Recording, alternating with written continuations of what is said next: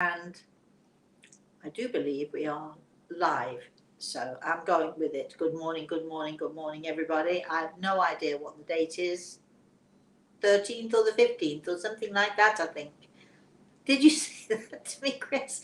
Anyway, whatever the date is, it is Thursday morning. It is January. It's freezing cold. I'm still here in New York at the moment, hoping to get back to Florida next week. Yes, the spirit world sees all, and they really, really do.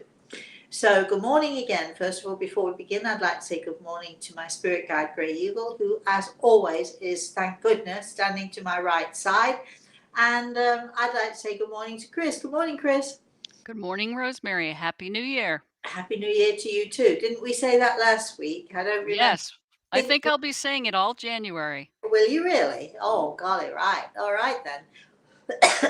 So, Chris, what have you been up to? Now, before I've asked you a question, but before you answer it, we did last week talk about the angel actions, and yesterday I was talking to a friend of mine, a friend of ours, Chris, Karen, who tells me that her New Year's resolution was that she was going to use the workbook, my workbook, Angels in Action, Angels in Training, which gives us 52 angel actions. That's one for every week of the year.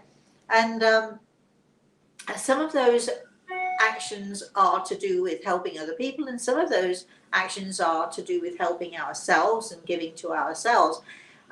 The reason that I decided to write this book, and in fact I wrote this book with my daughter Samantha, the reason that we decided to write the book is because, you know, so many of us look to our angels, so many of us rely on our angels, so many of us, we only connect with our angels, or we only say our prayers when we want something, or if something's gone wrong, or if we're in need of just reassurance or something like that. And it occurred to me that, you know, I think that our angels could do with as much help from us as we could possibly give to them. So why not be angels in training ourselves? Why not? Not that it's training us to become angels per se, but, you know, if we can do our angel actions, we can help and unburden or take a little of the burden off of our angels.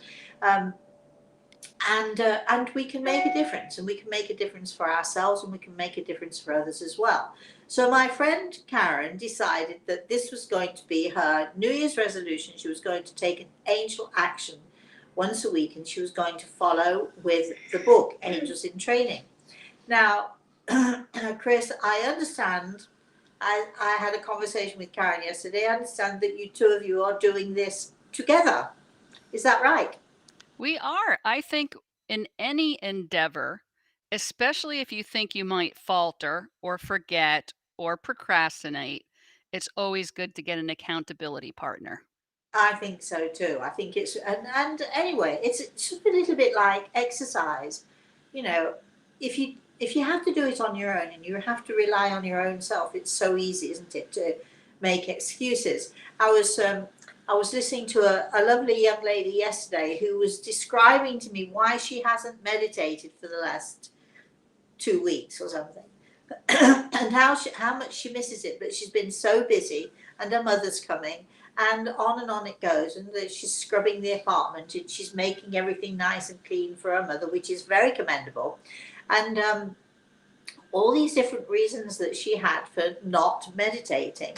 And it was on the tip of my tongue to say to her, if you do it when you first wake up in the morning, even before you get out of bed, or if you get out of bed, you know, and do it there and then, it only takes 10 minutes, 15 minutes, and you're done, and you don't have to think about it for the rest of the day. I was in a taxi, and the driver of the car was listening to the radio, and it was one of these religious. It was a preacher talking on the radio, and I found it quite interesting. The thing I found very interesting was this, you know, is God. Do we make room for God in our lives, or is God in our lives and we must understand and accept that? And I thought it was a really interesting question. And what he said was, which I'm in full agreement with, is people say, well, I've got no time to meditate, I've got no time to pray. We do find the time to pray if we want something, don't we? We do find the time to meditate if we're motivated enough. In other words, if we want something. So, sort of getting out of bed and instead of standing on your feet, getting on your knees, or however it is you pray, staying in bed and praying, doesn't matter. But when you open your eyes, why not do it first thing? You open your eyes and you connect with that higher force, that higher God, that higher power, whatever it is, and then you don't have to think about it for the rest of the day. Easy to do when we want something, easy to do when we really want our lives to change and we're desperate and we don't know what else to do. But when our life is going wonderfully and smoothly and it seems to be going okay, we tend to sort of our angels and our God, whoever our God might be, and our beliefs, we tend to sort of put them on the back burner just a little bit. So, Chris, can you then tell us, would you mind telling us, I know that it's the second week, right, of the new year, which means, does this mean that you've done 2 angel actions so far, or does it mean you've done 1 and you're preparing to do the second? Would you like to tell us a little bit about it? Well, we're nearing the end of the second week. We started right at the beginning of the year. This week, it's all about compassion for yourself and, sort of looking at the times where you put yourself down. And for me, it's considering if you were to say those same things to a friend or a loved one, how long would they stay a friend or a loved one? Sometimes we just beat ourselves up. So it's being aware of those times in your life, so you can treat yourself with the kindness that you really deserve. So what is the action? Because in every single one of these weekly exercises, let's say, there is an action. We have to take an action. So can you pinpoint the action that you have had to take this week in order to help continue with whatever it is this week? Well, I'm just summarizing it as being compassionate with myself. For me, it's looking at Yes. all those No, no, instances. no, no, no, no, no. No, no, no, no, no, no, no, no. Okay. Would you like a recipe for a chocolate cake? Would you like a recipe for a coffee cake? I can give you the recipes. I can summarize what it is you need to do, and then you mix the flour, and then you put the eggs in. Make sure you sift the flour, and on and on and on. But what is the actual action? You put it in the oven and you bake it. You make it and then you bake it. So you have to take various actions. So it's like, first, weigh out the flour. Second, take the eggs out of the refrigerator or wherever they might be. What are the actions? What is the action that you need? Or what are some of the actions that you need in order to give yourself that compassion, in order for you to take a look at yourself? What are the actions that you are taking? Well, as we talked just before we came on the show, I said to you, I do not have the book. I'm getting my information from someone else. So I don't know what your chapter 2 specifically said for your recipe. I'm just going by what I understood was Okay, relayed to me. let's go back to last week. What was the action you took last week? I do not remember, Rosemary. Oh boy, oh boy, oh boy. Chris? Oh boy, oh boy. All right. Well, this is what I think. When uh, when I get home to Florida, how about I get out my book, and how about all of you who are interested, how about we talk about the action, and I will describe to you the difference between reading something and sort of doing what you think you should be doing, or reading something and taking the actions that are required. Because with every time we have a purpose, and this is why most of us fail miserably, myself included, we fail miserably in certain projects. This is why most people make a New Year's resolution, and then it's all right the first 2 or 3 weeks, and then we tail off. Having the inclination to do something and feeling really that you want to do something is fabulous, and that's where we need to start. But it's the taking of the actions that will make you successful or not successful. So it is the taking of the actions that is required. So I think as soon as I get back to Florida, Chris, don't you think that we should do this on this show, even if we only spend 5 minutes on it? Maybe I'll suggest that people can take an action in order to reach a particular goal. And in this case, the goals that we're trying to reach are taking those angel actions that we really need to take. So what are the actions? What are the actual actions? Get your coat on, get your shoes on, go out, go to the nearest mall, or go to knock on your neighbour's door, or whatever it is. What are the actual actions that we need to take to ensure that we achieve what it is that we're setting out to achieve? Do you think that might be a good plan, Chris? Do you think people might be interested in going along with that? There are already positive comments in the chat room right now about that. Rhonda is saying, I'm currently reading Angels in Training. I'm on the action writing love notes. It's a wonderful idea, and I plan on writing a lot of love notes. So that is the action. See, the idea is that, the suggestion is, with all of these things, we have 52, let's say, angel actions, 52 suggestions of what you might do, or what you need to do in order to achieve. But reading it sounds a wonderful idea. Talking about it sounds like a wonderful idea. Writing those love notes, absolutely. But are you going to take the action of actually getting the note paper, getting the pen, sitting down, writing them and sending them out? They are the actions that you need to take in order to achieve. We can talk about things. We can talk about things being a great idea. We can say, oh, I love that idea. I think that's a great thing.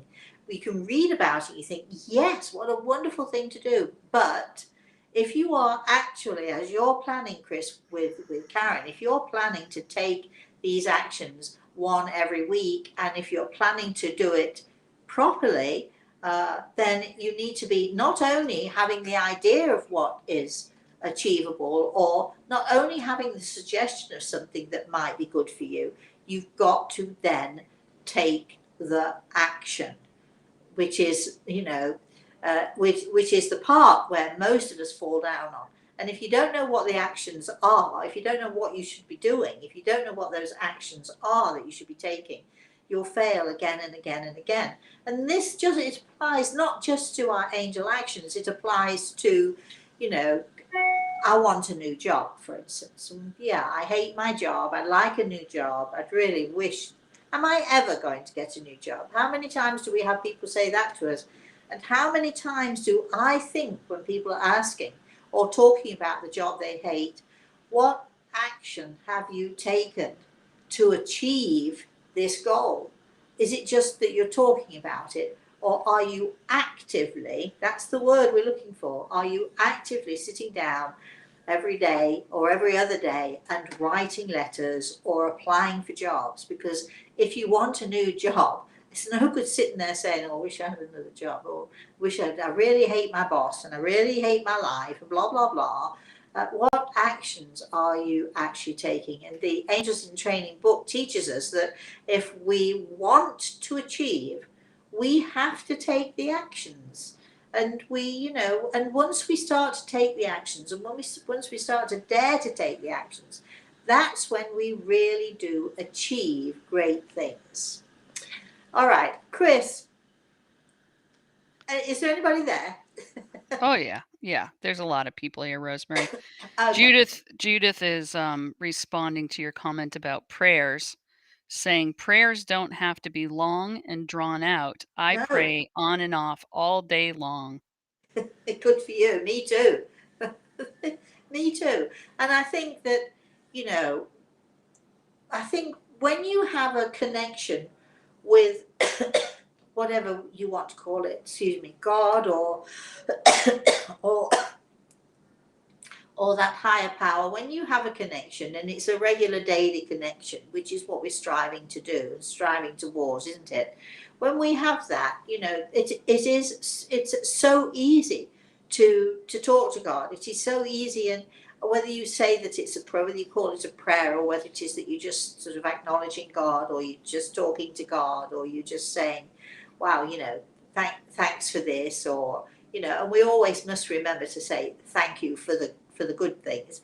We so often focus on the negative. Please God, will you make my life better? Yes, when you take an action to do so yourself, I'll help you.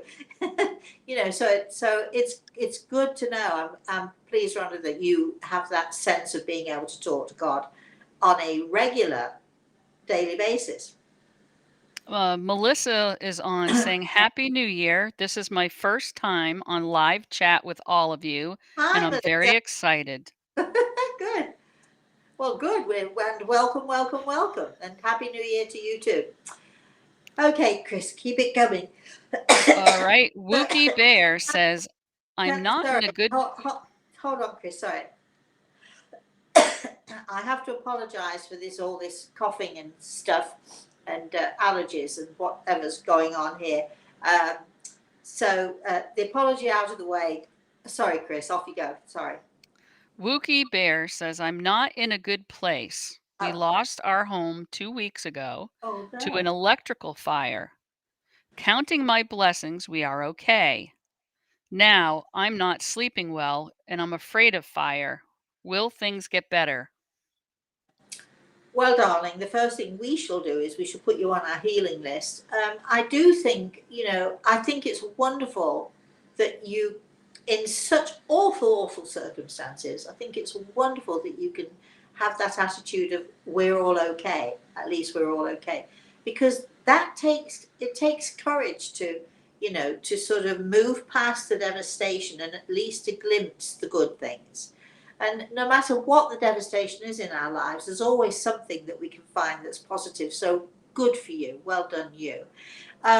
With that attitude and with your appreciation that, none of you were hurt, I do understand your fear of fire, and I do understand your fear of, the future. And it's going to take, this. I'm not being psychic now, but just being realistic. You know that it's going to take a great deal of effort and a great deal of energy for you to get back on your feet. But I'm going to be psychic and predict that not only will you get back on your feet, it'll be even better than before. So please hold up your head, my darling. Have courage. Know that you're not on your own. We will be with you, and we'll be sending our prayers to you on a daily basis. Okay. Please keep us posted as to what's going on with you, would you? Chris.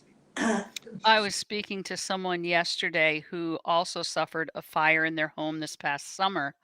There was a medical issue and they had forgotten that something was on the stove. And by the time they got back, 45 minutes later or so, the whole house was up in God. flames. So, what she said to me was, yes, it's going to be a lot of, or it has been a lot of, speaking with contractors, our insurance is paying replacement value. And now we're doing things that we hadn't thought to do before and making improvements. So, in the long run, she's going to be very satisfied with how things are. But it's a challenge in the meanwhile. It reminds me of the phoenix rising from the ashes, the mythical bird, the phoenix, which is very appropriate because it is New Year. In 2 weeks' time, I think on the 1st of February, I think the Chinese are celebrating New Year. And as you can all see, I think this is the one. This is I don't know how close you can see that, but anyway, on one side is the phoenix, and on the other side is the dragon. And the Chinese believe that the phoenix, the mythical bird, the phoenix, can bring great joy, and combined with the dragon, the force and the power and the energy of the dragon, when you see those two symbols together, which you often do see in the Chinese culture, you see the dragon on the one side and the phoenix on the other, and they pair together, and the two things together, the joy, the happiness, the strength, are symbols of great happiness. In fact, double happiness and joy. For those of you probably smiling about my story a while ago about dropping a heavy jade ornament on my foot and hopping around the room with my teeth gritted, my foot's in pain, and I'm just hopping around saying double happiness, double happiness, double happiness. And I think that, it reminds me of, out of the ashes of the fire rises the phoenix. And for those of you who don't know the story of the phoenix, maybe you should look it up because it's very interesting. And it is only sometimes, and I'll often say this to people, it is only when everything as we know it is gone, is destroyed, everything as we know it is completely, let's say, wiped away, whether it's by fire or flood or whatever it is. And it is only in those times for many, many people that then we can begin again, and we start to create again. And out of the ashes rises the phoenix, this most beautiful, incredible bird, bringing great wealth and beauty, not necessarily monetary wealth, but bringing great wealth and beauty and bringing joy. And I feel that, the symbol of the phoenix is such that we can take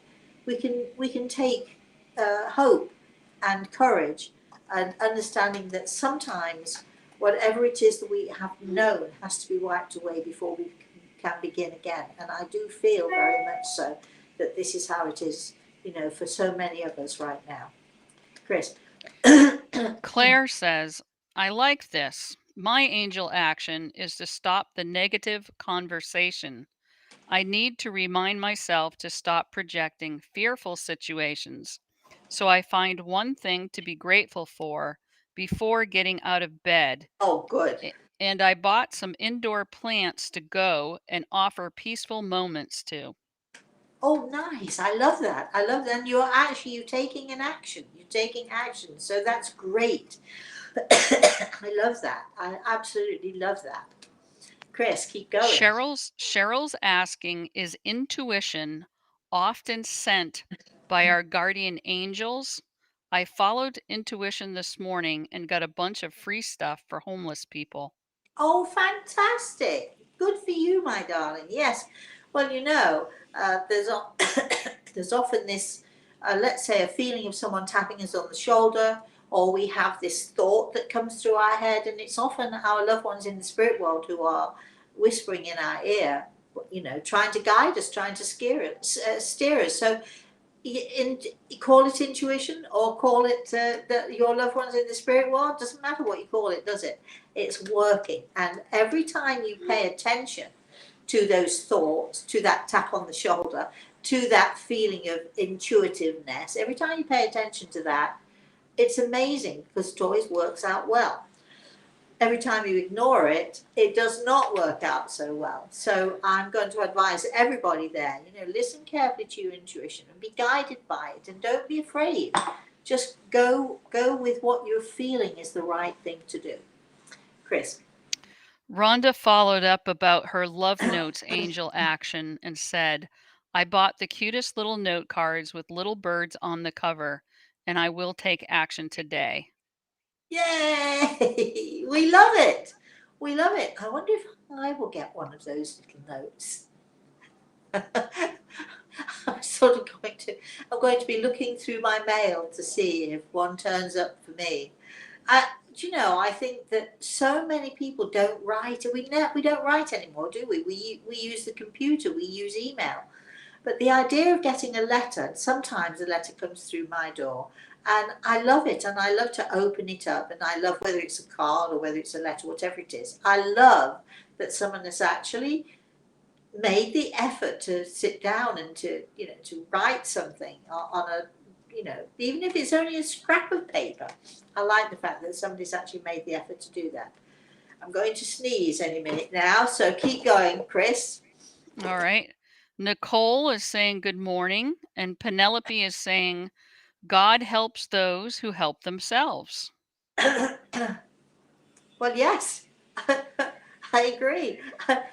It's got to be frustrating, hasn't it, for our angels, for all of those people in the spirit world who love us, who watch us and watch over us. It's got to be so frustrating for them to hear us going on and complaining or being negative, and why isn't life changing? Can you imagine them saying, well, why don't you get off your bum and do something about it?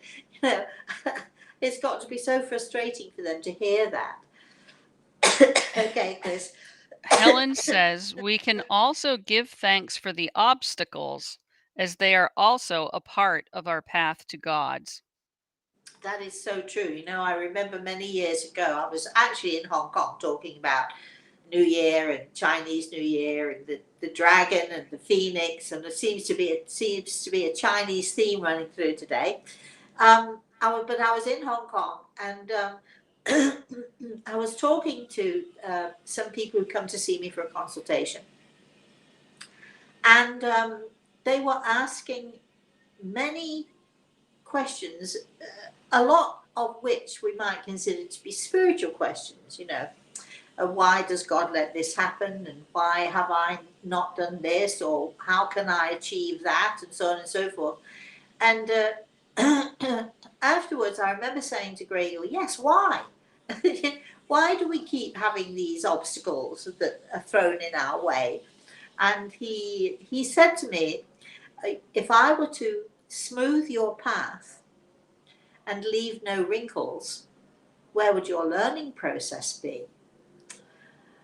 Sometimes you don't want to hear it, do you? Sometimes, and I remember my daughter was quite young at the time, and I remember thinking, yes, but I want Samantha's path to be much smoother than mine has been. I don't want as many wrinkles and boulders and sometimes great giant walls and mountains. I don't want her to have to climb those things. Do I? Or do I? And I realize that the smoother I make her path, the easier I make it for her. Am I doing her any favors? Because perhaps I should allow her to climb over those boulders and hike up those mountains and swim those rivers, and because that's where our learning process is. It's not just our learning process for this life here on this earth, it is our learning process in a spiritual sense as well. So I shall repeat again Gregor's words to me. If I were to smooth your path and leave no wrinkles, where would your learning process be? So for all of you who are mothers, for all of you who are parents, fathers, for all of you who are grandparents, be careful what you wish for, because we do want to make our children's lives much better than our own. But we also, don't we, if we're honest, as much as we would love for them to have no issues, no problems, no tears, no crying, none of that, we do want them to learn and to grow, not only to live this life, our human existence, but we want them to learn and grow in a spiritual way too. Chris. Rosemary, have you ever heard the term Nephilim? Nephilim. No. Victor's asking, could you please explain Nephilims? Are they a creation like angels, or could old souls achieve that? Are they still amongst us? And if so, what is their purpose here? Who is this asking this question? This is Victor. Victor. This is new to me, which I love. I love learning new things. I love discovering new things. Maybe you could tell us what you think they are or it is. I'm not even sure of the how we should be using the word. I'm also going to look it up after this show to figure out what it is. But maybe you could let us know what it is, and I can give you some opinion. But I need to look it up and study it a little bit before before I'm able to give you some. I'm listening to Grey Eagle now to see what his opinion of this is. Oh, don't we wish we had more time on this show? So we'll look it up later. All right. Mark had a dream he wants to tell you about and get your thoughts on it. Go for it, Mark. His first son, Gage, who's 13 and a half years old, died in the night near him and was on a weekend where vets are closed. He was holding his limp body, crying. Later in the same dream, I saw my fur daughter, Gidget, and fur son, Gage, looking at me from above. Weeping, I said, I will see you one day soon. I woke up weeping.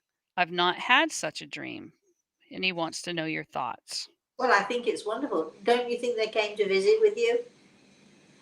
And I will see you sometime soon. Remember that the idea of time in the spirit world is very, very different to our idea of time. So soon, I know when I say to people, have you made a cake recently?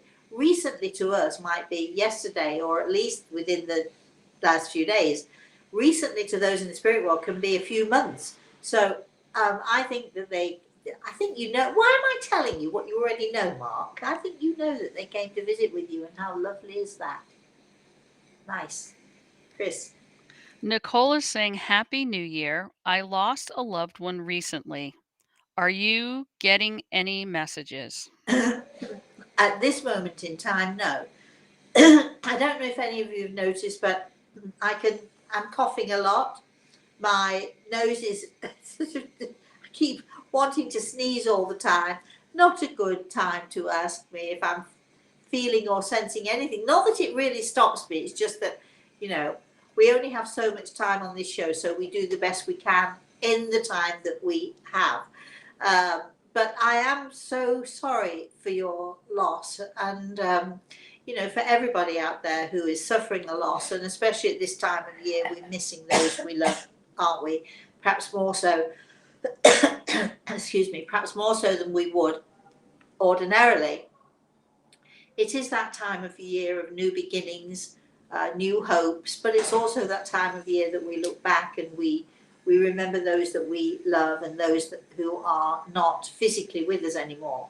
So my heart goes out to all of you who are suffering with that situation.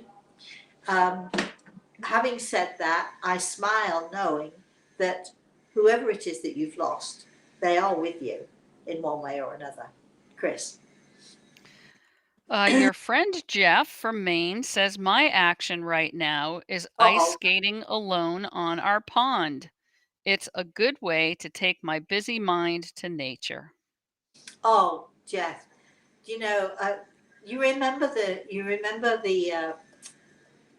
water in Vermont? Do you remember my house in Vermont? I remember watching Samantha skating on the ponds there one year, and it's such a beautiful thing. You see, it's an isolating thing, but there's nothing wrong with being isolated, because I think when you can be physically isolated and put yourself in that place. I used to do this walking through the woods a lot.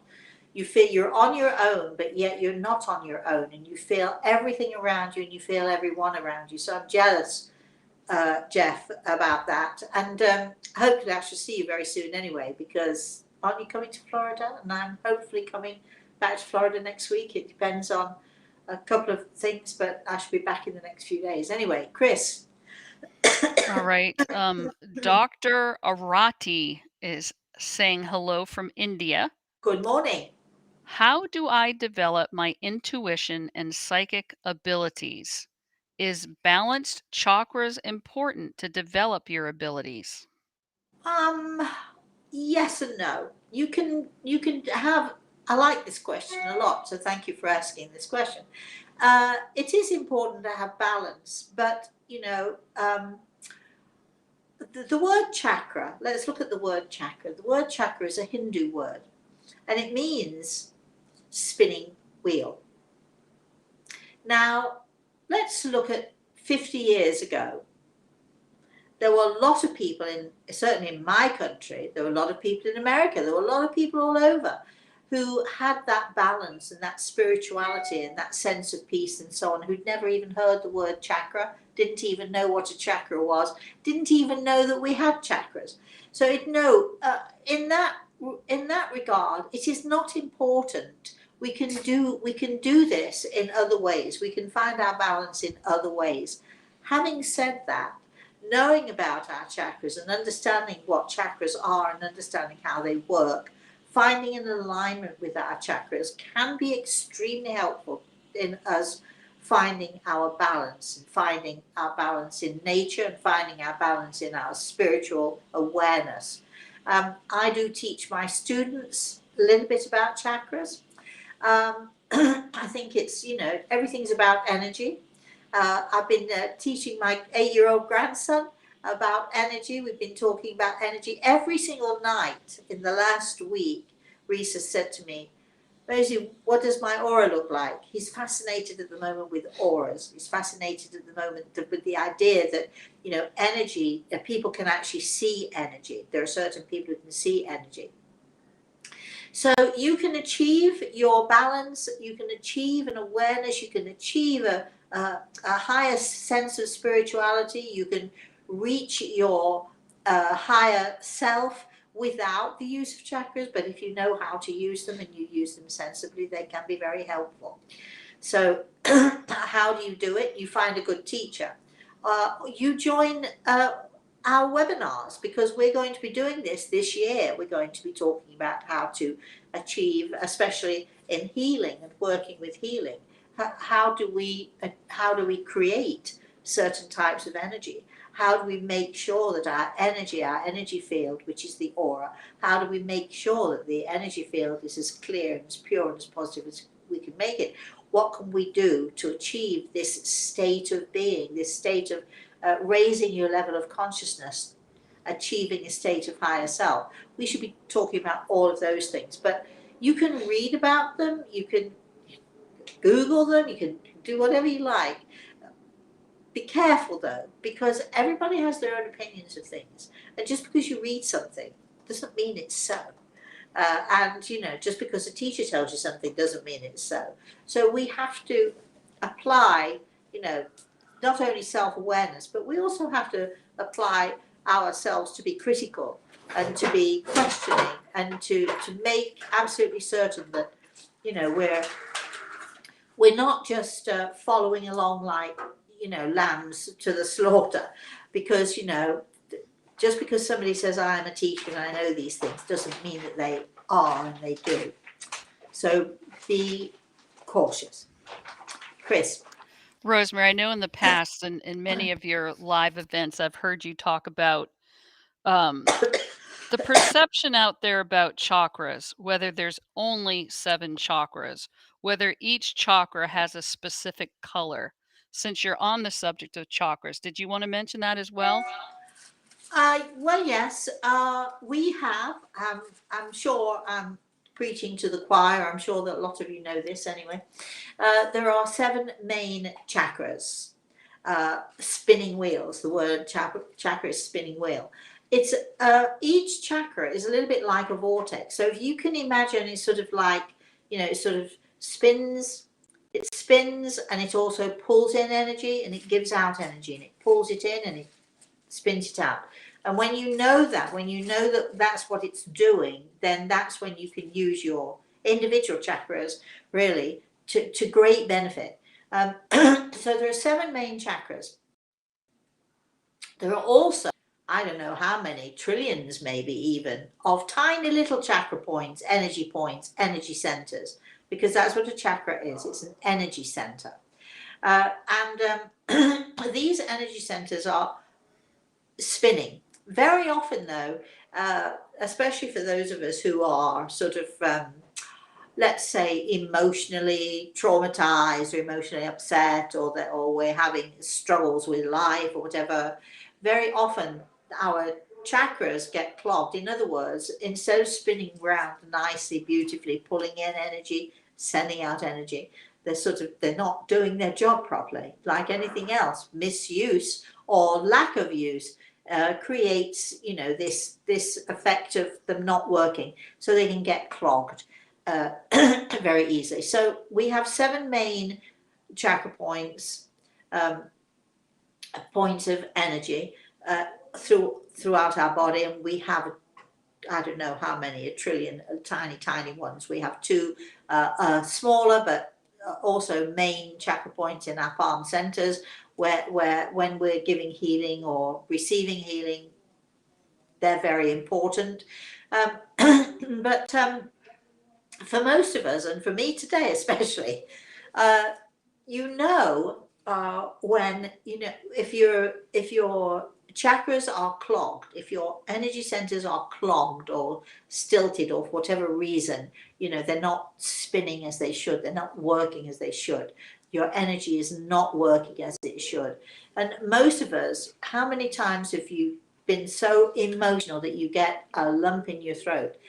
One of your 7 main chakras is right there, right in your throat. It's called the throat chakra.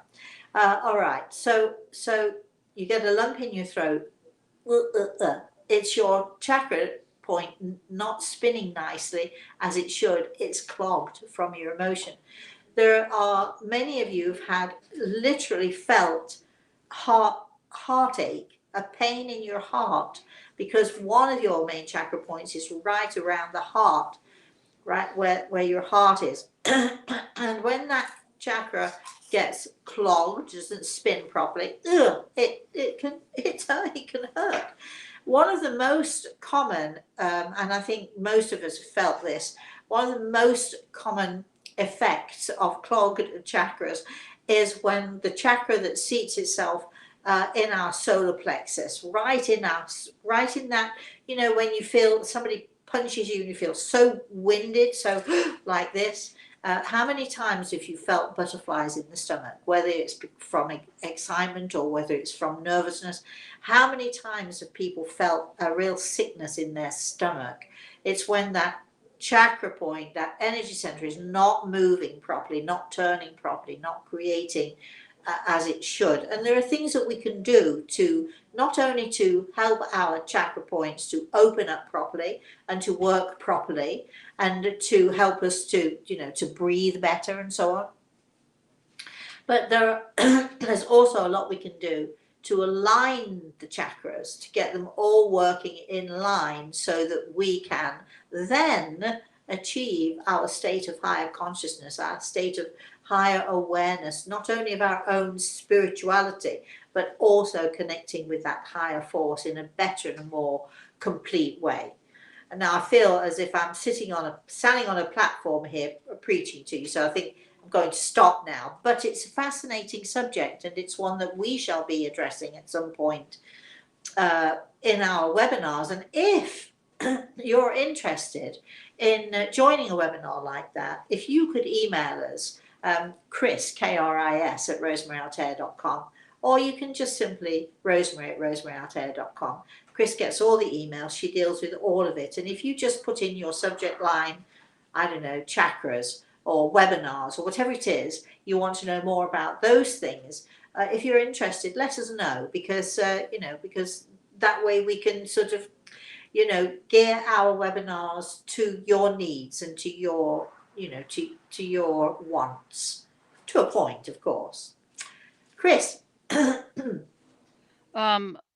Let me see. Sunny says, my stepson has been missing for 6.5 years. I sent a note about this to the office. I'm wondering if you can tell me anything about this. Not this morning, but if you sent a note to the office, we shall certainly excuse me, we'll certainly take a look at that for you. Just remember that it has been Christmas, it has been New Year. I've been sick. We've sort of we've been juggling a little bit. Poor Chris doesn't know whether I'm here or not here anymore, do you, Chris? Have you despaired of me yet? No, I know we will eventually get to everybody who has sent questions. We'll get back on track. I promise you. And as soon as I get back to Florida, we're a big step towards getting back on track. But we'll certainly address this for you. And I'm so sorry that this has happened to you. So I will read what you've written. Chris will share it with me. Not this week. But hopefully, by next week we'll be back on track, and certainly I'll see if I can do anything or say anything that might be helpful to you. And thank you for trusting me with this issue. All right. Lanique, this might be a little bit longer than normal. It's in a couple of different boxes here. What a nice name that is, Lanique. Yes, it says, I've channeled before. I was able to speak in different languages. Okay. And at a different time, my eyes changed color when channeling someone. Is there a way to find out what I was channeling? I asked a clarifying question. They knew their eyes changed because someone was with them and told them it changed blue. And she's wondering if this was an angel, or do you have any help or advice about this? I feel as if I'm going to be wrong, however I answer this question. You know what's coming, Chris, I'm sure. Why are you channeling when you don't know what you're doing? It is such a dangerous thing to do. I don't know why you would do this. If you were truly, this is difficult for me. If you were truly channeling, you would know the answers to these questions. So I'm not sure quite how to approach this. My advice would be, don't do it again until you've got someone with you who knows what they're doing, who can help you with what you are doing, and who is knowledgeable enough to be able to answer the questions that you're asking now. Because all that's going to happen is that you're going to become more and more and more confused. And channeling if you don't know what you're doing, and if you did know what you were doing, you would be able to answer the questions yourself. So please I don't want you to think that I am personally chastising you. I'm trying on your behalf to be sensible and to be cautious. I would like you, if you are able to do this, if that is the case, I'd like you to do it with someone who knows what they're doing and who can help you and guide you. And it seems to me that it's sort of you doing this, and whoever it was who saw the eyes change color and all the rest of it, whoever that was obviously didn't know what they were doing either, because otherwise they would have been able to answer these questions for you. So do be cautious, my darling. Do be very, very cautious in what you're doing, because you could end up being extremely confused, and it's dangerous. It's just a dangerous thing to do unless you've got someone with you who can expertly guide you gently and lead you through this. I always feel as if when I have to say these things that people think that what I'm saying is, only I can do it. You shouldn't be doing this. People, I always feel that there are people who are going to be saying, oh, well, there she goes again. She doesn't think anybody can do it but her. But that's not what I'm saying at all. I'm just trying to help you to be You're cautious. being protective. Yes. I'm being very protective of you, because I know, doing this myself, I know the dangers. And by the way, for anyone out there who might have a misconception about me, I do not channel. I talk to people in the spirit world. I have conversations with them. I can ask them questions. They ask me questions. We have conversations. I do not channel. So to be clear, if you're thinking of doing anything like this, do please do be careful. I would hate to see any of you. You know, I've seen so many people who've been misled, misguided, told it's okay to do this, and then they end up in trouble. And they really do end up in trouble. And then they're brought to me when they are thinking that they're going out of their minds often. They think they're insane because now they've got all these things going on in their head and they don't understand them and they don't know about them. And I think, you know, this is why I try so hard to caution people in what it is that they're doing, because I have seen the results of people who do this, who don't know what they're doing. They think it's okay to do it, or they think it's a fun thing to do, or they simply are wanting to help other people. And that's a wonderful thing. But, you know, just please be cautious. Chris. Penelope's wondering if Gray Eagle can talk to her. Not right now. And what would you want to talk to him about? Does she want to ask him a question? And so not right now. That's all I can say. Excuse me. Victor's responding back to your comments earlier about the Nephilim. I don't even know if I'm pronouncing that right, but Nephilim is half angel, half human.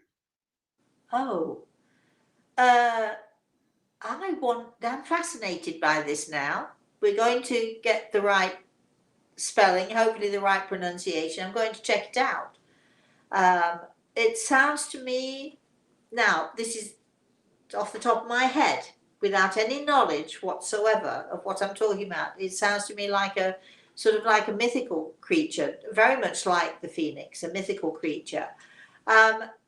Funnily enough, I was talking to my grandson about mythical creatures, and he said, "Are they real?" And I said, "Well, they're real to some people, because if you believe something is real, then it's real to you, isn't it?" So I'm going to check it out, and hopefully I'll have an answer for you next week as to my opinion. But whatever my opinion is, if you believe in something, and I say this to everybody out there, if this is what you believe it. Believe it until you can come to an understanding of whether it's real, or whether you've convinced yourself something's real that isn't real. You know, Chris, I'm dodging bullets here now. Mark had commented earlier saying that he once was told that his gut instincts were 90% accurate, and to this day, this is very true. Good. Well, I know this, Mark. I'm fully with you on that. Keep going. I think we've run out of questions, Rosemary. Well, we must be running out of time also. It's very close, very, very close. So in that case, excuse me. So in that case, I'm going to say thank you all for joining us. If you want a question, you better be quick about it. I do appreciate you all for all joining us, and I appreciate that we've got some new people here, and I do hope that you've enjoyed yourselves as much as Chris and I. Well, I shouldn't speak for Chris. That I enjoy myself, and that Greg enjoys himself. It is so cold here in New York, although not today, but the other day it was 15 degrees. Now, Chris told me that in Vermont, what is it? 40 degrees below or something? We had -9, but in the next day and a half or so with wind chill, it's going to be somewhere between -30 and -40 Fahrenheit. Yeah, good luck with that then. This is why I left Vermont. That, below 9 degrees below freezing, when the ground freezes so solidly, and then March and April, when it starts to thaw out, it breaks open the road, and they call them heaves. The road splits open, and the melting ice from it just makes me feel so cold when I talk about it. This is one of the reasons why I left Vermont, because I couldn't take it any longer. But I know that a lot of you live in Vermont. A lot of you live in places that are cold, if not colder than that. And I know that a lot of you love it. Skiing and all the snowshoeing, and I do actually love snowshoeing. But anyway, I'm going back to warm Florida next week, keeping my fingers crossed next week, hopefully. And so we will be doing the show, I think, unless for any reason I get a flight out on Thursday morning, we will be doing the show. But I will be back this Saturday morning with our story time. And I'm going to talk to my grandson Reese and see if we can find a really good story for you for Saturday. In the meantime, thank you so much again, everybody. I'd like to say thank you to Gregor and also Chris, of course. I'd like to say thank you to you, because without you, we wouldn't be doing this. And thank you, everybody, once again. Please, please, please have a very, very blessed rest of the day. And I shall see you hopefully on Saturday for more questions, more intrigue. Maybe we'll have looked up that, whatever that was. Nephilim. Yeah, Nephilim. Yeah, maybe we'll have looked that up by then and we'll have an opinion on Saturday morning about it. You never know. And and of course we'll have another great story. Until then, bye-bye, everybody.